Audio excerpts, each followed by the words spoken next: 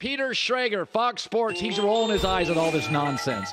Rolling his eyes at this nonsense. Am I ridiculous?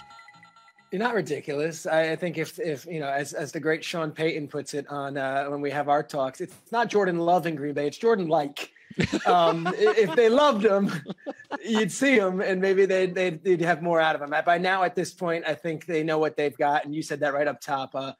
That said, Geno's a free agent.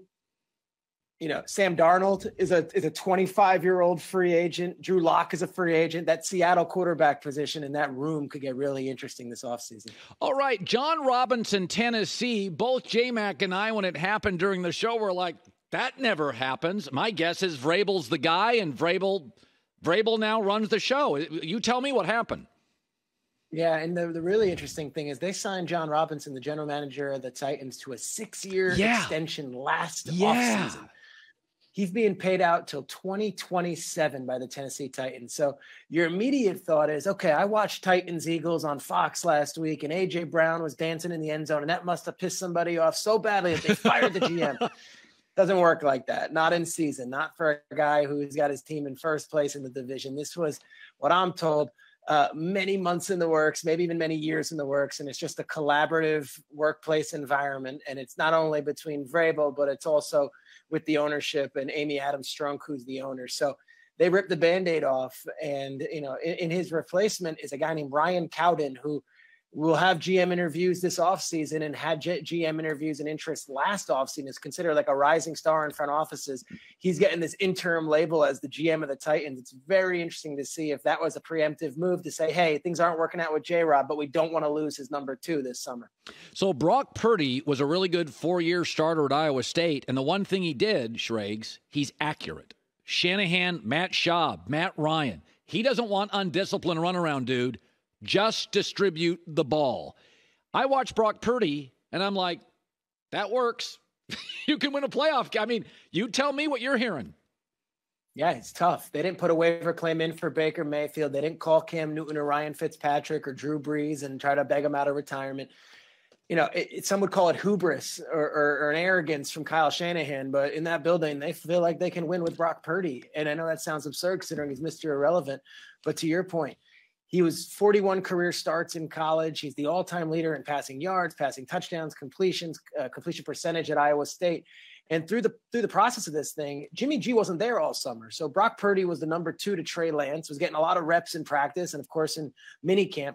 Trey Lance goes down. Who's been playing with the scout team the entire season? It's been Brock Purdy. So he's the one facing Bosa and facing Fred Warner and facing Dre Greenlaw every day. And if you've got the confidence from those guys and you've got the confidence going in from a Deebo Samuel and a George Kittle, and then in your first game, you take that hit from Jalen Phillips and you stand strong in the pocket and you deliver, that might be enough for San Francisco. Their defense is that good. And their run game and their offensive line is that good that they can win games with Brock Purdy. You know, they're favored by 4 points against Tom Brady and the Buccaneers this week. With Brock Purdy under center. Yeah. I think Vegas agrees. People are confident that they can do it just enough. Don't hurt us. That's the key. So Andy Reid loved resurrecting Michael Vick. Josh McDaniel thought he could solve Tebow's issues. Sean McVay, Taysom Hill. Does McVay look at Baker and think, I can get more out of him than other guys can? What do you make of the move? All right, here's the analogy I'll make. First of all, cool, quick story. 2018, I'm at the Combine, and McVay and I are having breakfast when he first landed. And he says to me, I'm on a Southwest flight. I'm like, time out. You work for Stan Kroenke and you're on a Southwest flight? Yeah, Dave, I'm on a Southwest flight from LA to Indianapolis. And I sat next to Baker Mayfield the whole flight. I'm like, what? He's like, yeah, he's going to be a top pick. And I just wanted to pick his brain, love his swag, like everything about him. And I don't think either one of them would imagine 4 years later that he'd be his coach.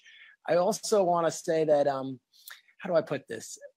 Both these guys could be using each other a little bit. And I think we've all been in relationships after tough breakups or after a rough go at things romantically, where you find someone else and you say, let's just have fun.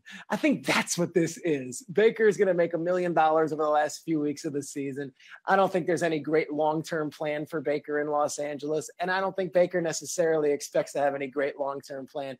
But for McVay, this season's a lost season. Here comes Baker Mayfield. Let's at least get an upgrade at quarterback. And for Mayfield, here's a potential 4 to 5 week audition for the rest of the NFL as I hit free agency.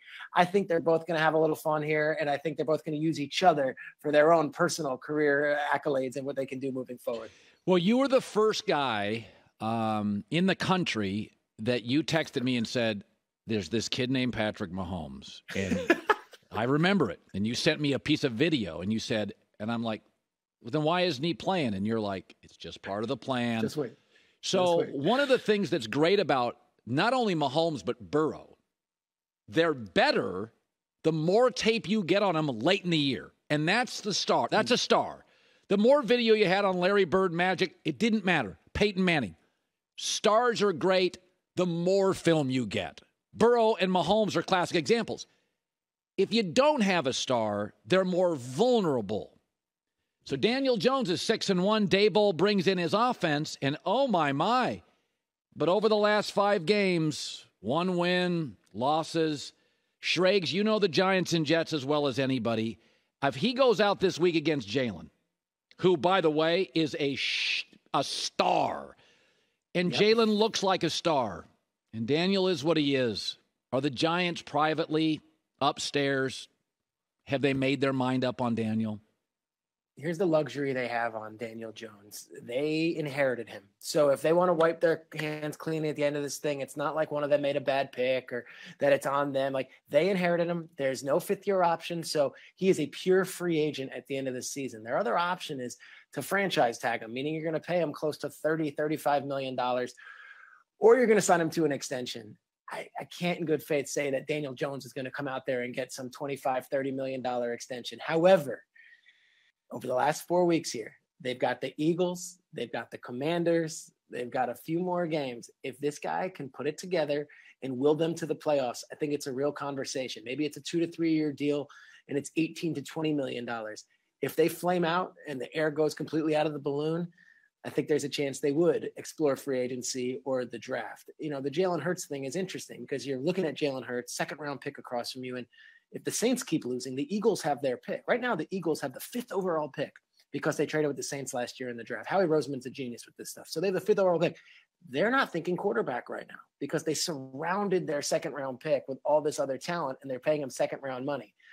That deal is ending for Daniel Jones and the Giants. They're not paying him on his rookie deal next year. That's a real tough decision to make, and they didn't inherit him. So they can walk away and not say, okay, we made a mistake. Nope. They can go and do their own thing. I think the final few weeks of the season are going to be really important for Daniel Jones in that decision-making process. Now, Joe Douglas and Robert Saleh, they chose Zach Wilson. That's it. Yeah. Okay. Yeah. I said this 2 weeks ago. I said, don't bench him. And then I watched Mike White and I thought, oh hell, Mike's the better quarterback right now. Like I don't even think it's close. What's happening in New York with that? That's their guy. Yeah. And it's, you know, the players come off the plane in Minnesota and they're wearing Mike White t-shirts. And that's, I mean, this is like here's the thing. I think everyone likes Zach Wilson. This sounds like I'm doing participation awards here. Everyone likes Zach Wilson. He had lost the confidence over the course of the season. His best football was in week 3 when he played against the Steelers, and then he regressed significantly. They have hope that he can turn this thing around and that maybe, you know, he does see action again at the end of this season, whatever reason, fine. I think next offseason is going to be a really important year for Zach Wilson. I don't think he's necessarily going to be the number 1 coming out of the gates. And if Mike White gets hot, and in this market, I'm in New York, and Jason knows he's a lifelong Jet fan. Like, if this guy can rattle off some wins again to the playoffs, this is Jeremy Lin. This is all the great stories.